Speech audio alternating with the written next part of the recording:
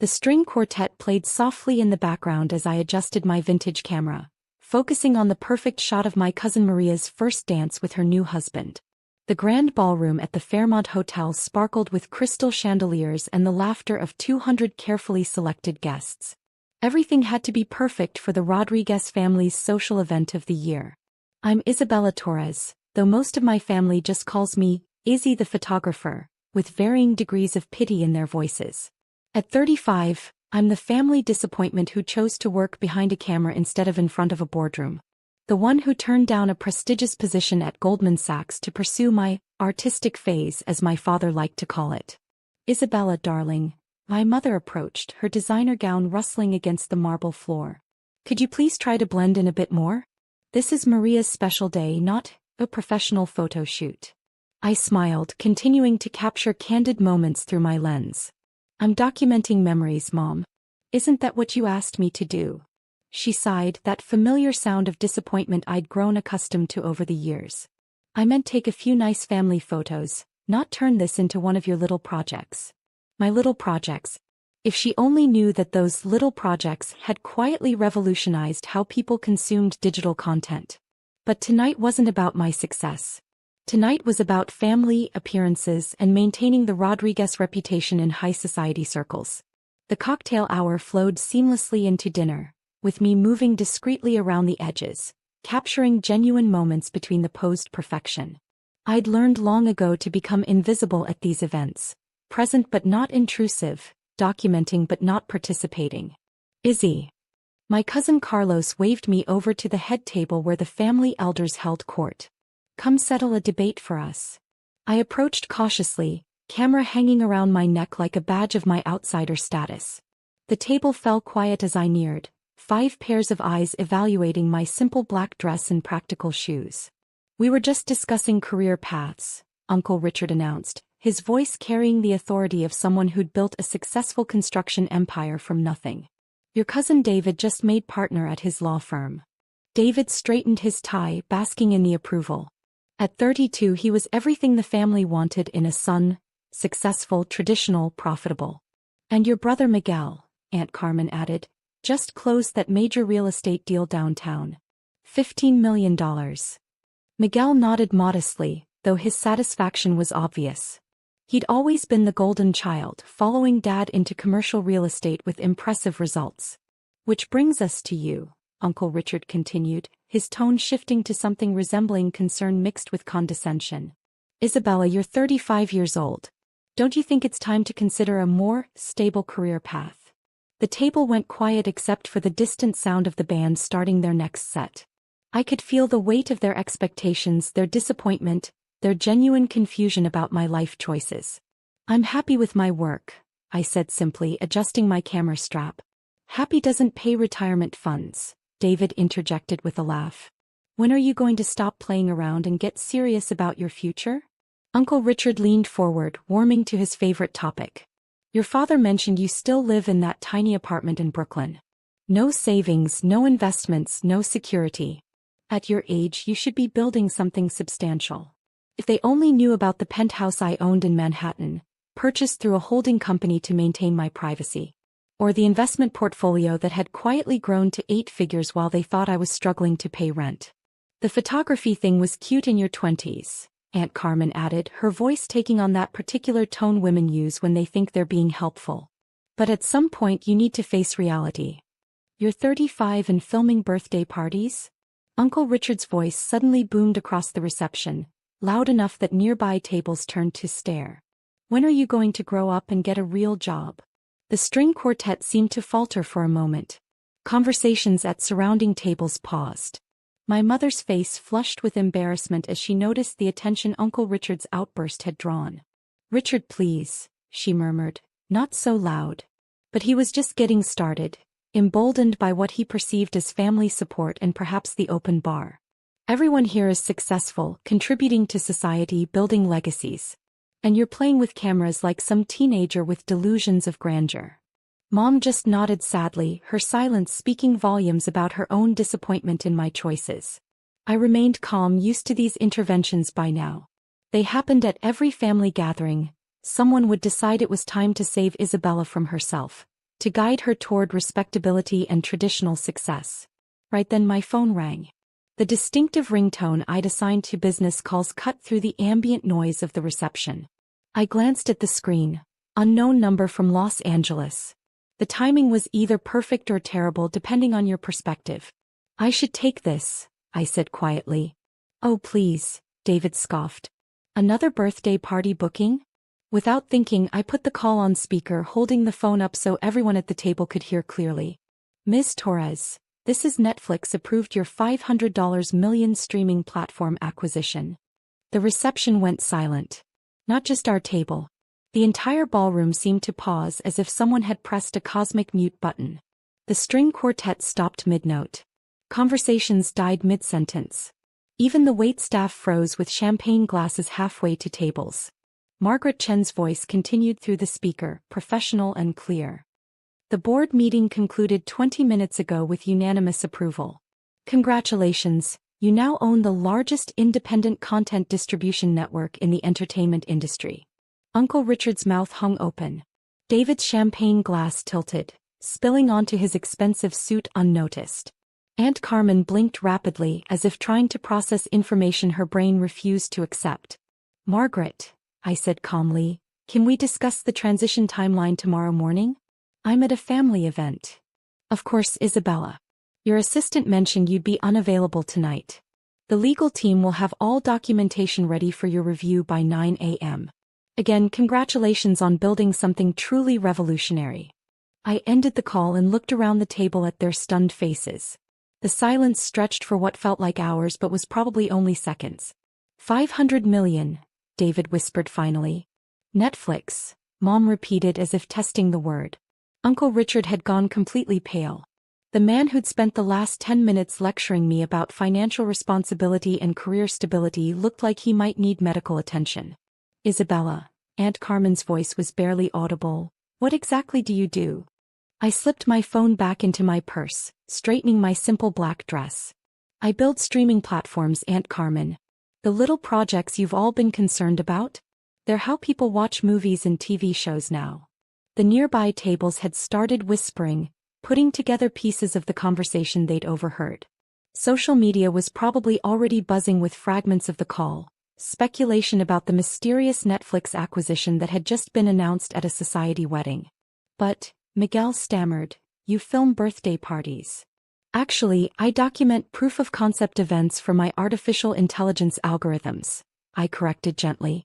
Every party, every wedding, every family gathering helps train my content recommendation systems. I've been building the world's most sophisticated viewer preference database while you all thought I was playing with cameras. Uncle Richard finally found his voice. You've been lying to us. No, I said firmly. I've been working. The difference is, you never asked what I was actually building.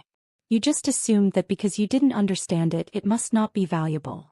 I stood up, adjusting my camera for what would be my last few shots of the evening.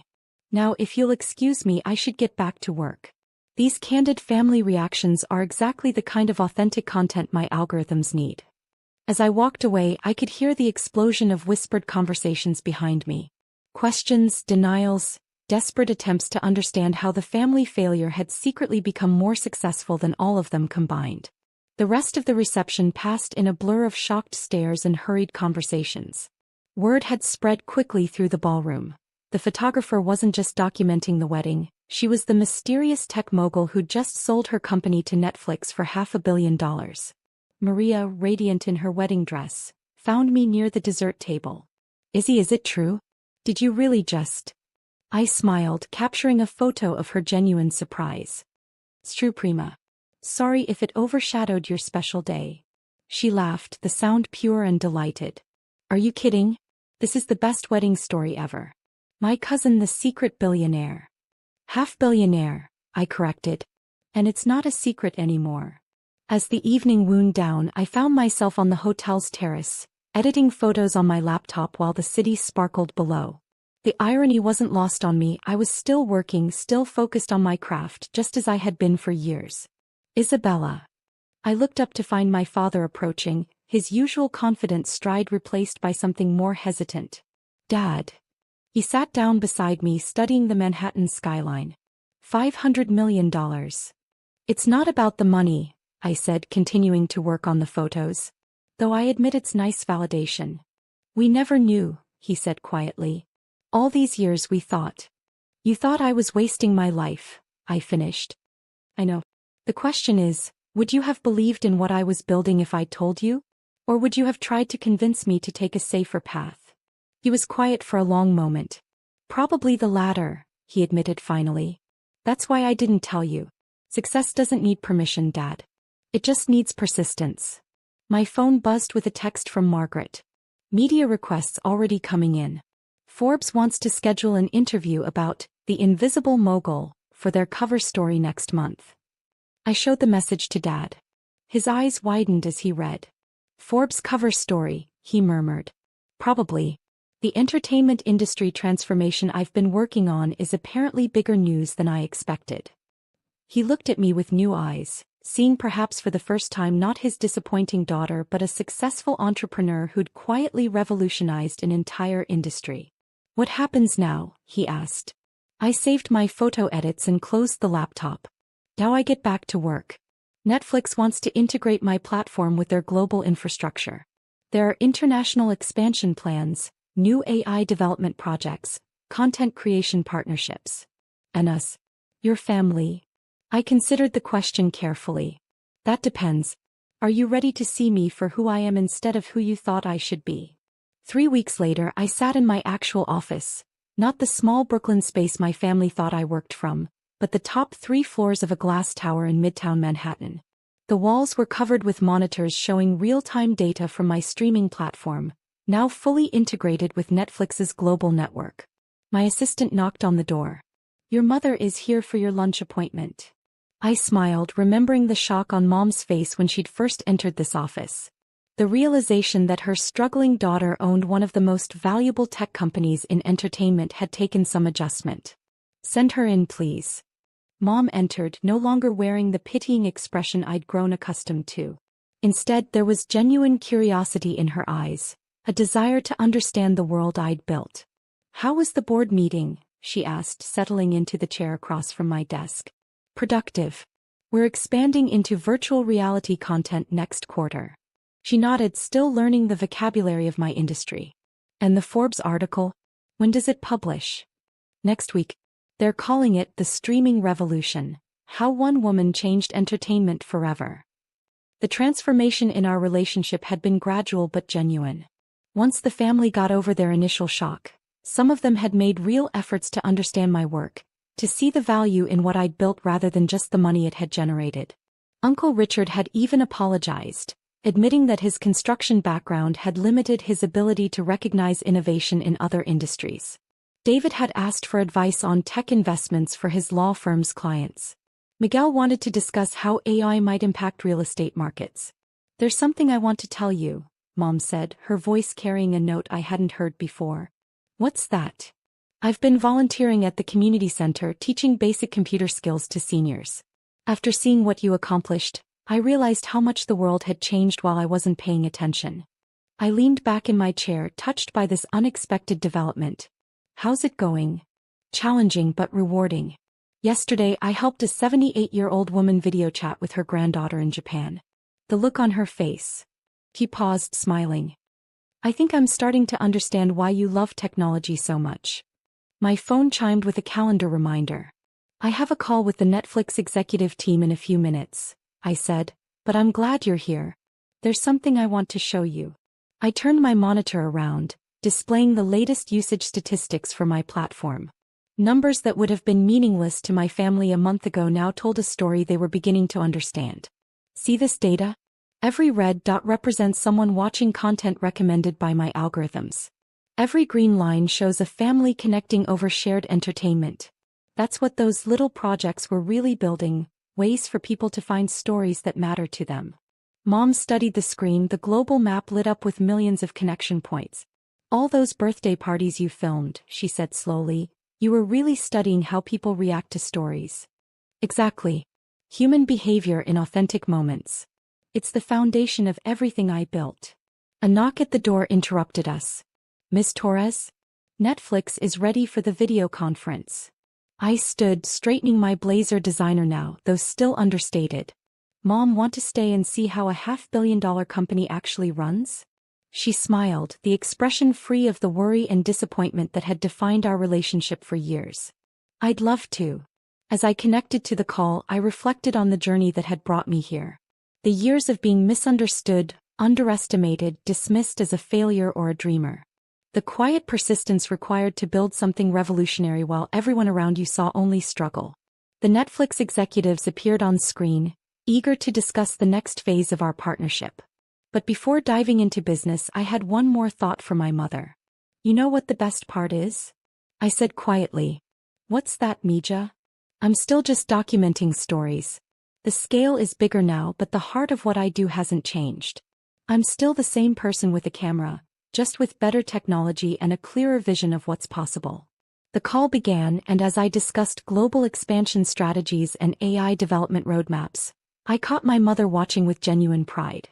Not for the money or the recognition, but for the work itself, the innovation, the way I'd found success by being authentically myself rather than who others expected me to be. Sometimes the greatest victory isn't proving others wrong. It's showing them that success comes in forms they never imagined, built by people they never saw coming, using methods they never understood until it was too late to dismiss them. The camera never lies, and neither do the results. 6 months after the wedding that changed everything, I stood on the stage at the Tech Innovation Awards, accepting recognition as the entertainment industry's Entrepreneur of the Year. In the audience, I spotted my family, mom and dad in the front row, Uncle Richard actually applauding, Miguel taking photos with his phone. They'd all come to witness this moment, to see their former disappointment being celebrated by an industry they were still learning to understand. But more importantly, they'd come to support me as the person I'd always been, finally seen clearly for the first time. As I looked out at the audience of tech leaders, investors, and industry pioneers, I thought about that girl with the camera who'd been dismissed as a dreamer. She'd been building this moment one frame at a time, one algorithm at a time, one authentic human interaction at a time. The reception afterward was filled with congratulations, partnership proposals, and interview requests. But the moment that mattered most came when my mother approached, her eyes bright with understanding. I see it now, she said simply. See what, Mom? Why you never gave up. Why you kept filming even when we didn't understand. You weren't just taking pictures, you were building the future. I hugged her, feeling the complete healing of a relationship that had been strained by misunderstanding for so many years. I love you too, Mom. Thanks for finally learning to see it. That night, driving home in my practical car, still the same model, though now by choice rather than necessity, I reflected on the strange journey from family disappointment to industry leader. The streaming platform that had started as mysterious little projects was now processing over 1 billion viewing hours monthly, connecting people with stories that mattered to them. But the technology was just the tool. The real innovation had been in persistence, in continuing to build something meaningful despite being consistently underestimated by the people who should have supported me most. My phone buzzed with a text from Maria. Watching my wedding video on your platform right now. Never thought my cousin would revolutionize how I watch movies. Thank you for making our special day part of tech history. I smiled, pulling into my garage. The wedding video had indeed become part of my algorithm training data, helping the system better understand how families interact during emotional moments. Every genuine laugh, every tear, every spontaneous celebration had contributed to making the platform more human, more intuitive. Sometimes the best revenge isn't revenge at all. It's success so complete, so authentic, and so obviously earned that it transforms not just your own life, but the lives of everyone who thought they knew your limitations. In my penthouse apartment that night, surrounded by the city lights and the glow of my monitors showing global streaming data, I opened my laptop and began reviewing footage from the Tech Innovation Awards. There were stories to be told, human moments to capture, authentic reactions to analyze. The work never stopped, but now it was recognized for what it had always been: revolutionary. And tomorrow there would be new projects to build, new stories to tell, new ways to connect people with content that mattered to them. The camera would keep rolling, the algorithms would keep learning, and the girl who was once dismissed as a dreamer would keep changing the world, one authentic moment at a time.